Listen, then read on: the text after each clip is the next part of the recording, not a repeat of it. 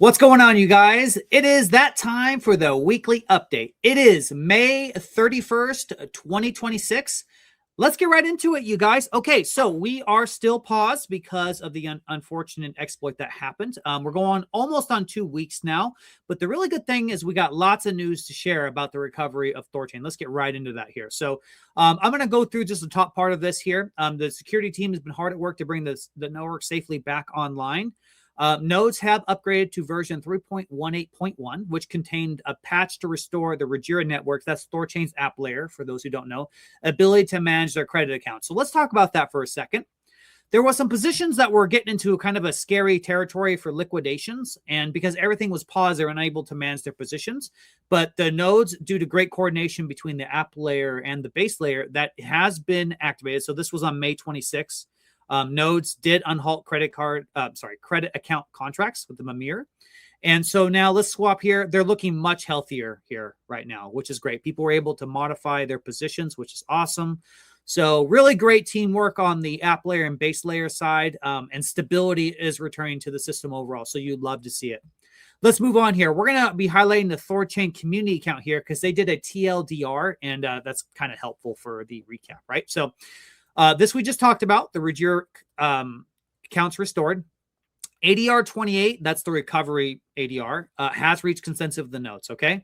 So 3.19.0 is next. StageNet imminent. This is a little outdated. It is already on StageNet and is being tested right now. We're hoping to have it pushed, maybe in a day or so, maybe a few days. It just depends. We talked about this on Thursday.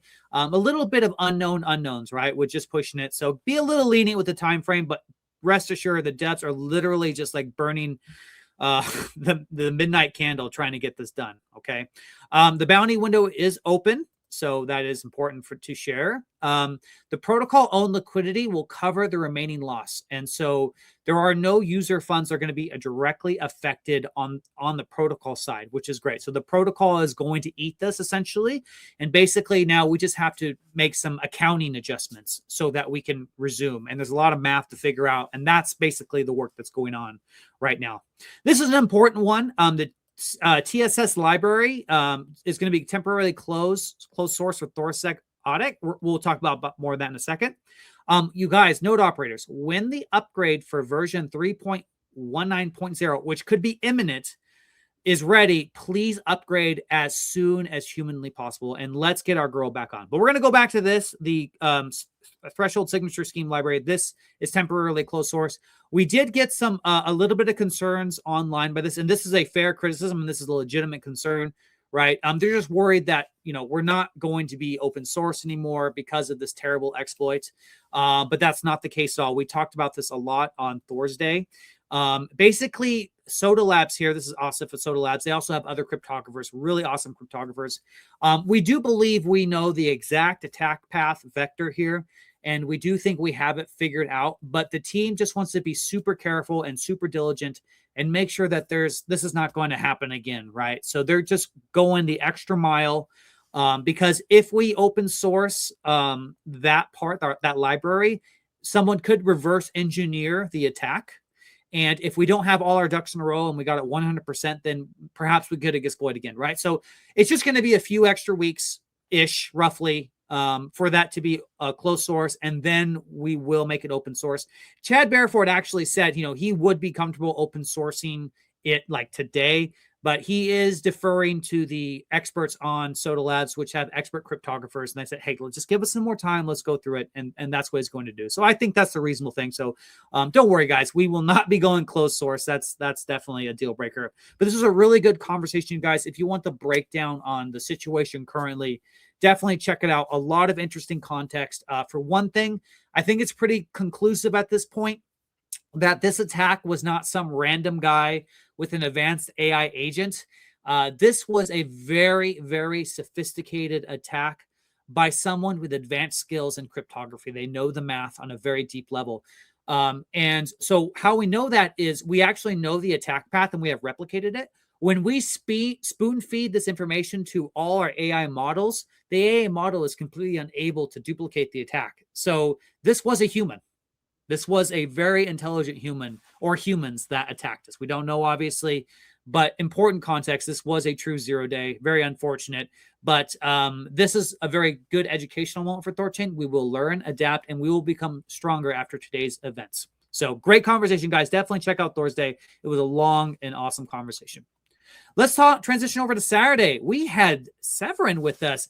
Man, I did not expect this at all. This was such a freaking awesome podcast. So this guy built something called deving.zone, and this is a banger interface where if you want to learn about the ecosystem, man, he has all this information here. One of the challenges on his site, he said, and it's so true, is when you have such an advanced and complex ecosystem of like THORChain or the app layer, there's so many things to know and understand. How do you put that information into a format which is readily available to a new entrant, right? Super, super hard. And let's go to his website here. I think he's done a great job here. So you have like THORChain, you do the overview here. There's all kinds of good stuff here. If you click DeFi, you can go through all this information. Some of this stuff is not going to work, obviously, because THORChain is currently paused. So keep that in mind. But this is an awesome, awesome interface. I highly encourage everyone to come check this out. There are so many fun tools on here. This is the one thing I really loved. I just nerded out on this. This is a music generator here based on the swap volume of THORChain and the app layer. So obviously it doesn't sound like anything right now because it's just doing blocks and some other contract stuff.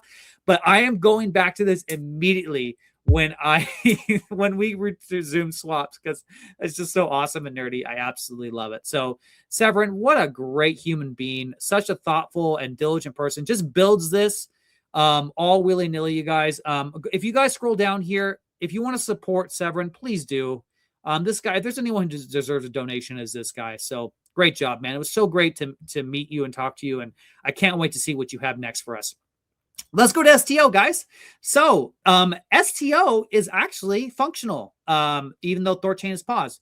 Our Maya protocol, a friendly fork of THORChain, is active right now. So that's really cool, you guys. So if you click here, yeah, a lot of the paths may be unavailable because Maya protocol does not support everything that THORChain does. But here, Maya protocol has proven its existence by being an important redundancy to the infrastructure of THORChain. And they actually support assets that THORChain doesn't support yet, like Dash, which is coming, right? So you could do a Dash to Zcash swap or vice versa, obviously, Bitcoin to Ethereum, and these other assets right here. So guys, please continue to use swap.thorchain.org if this applies to you.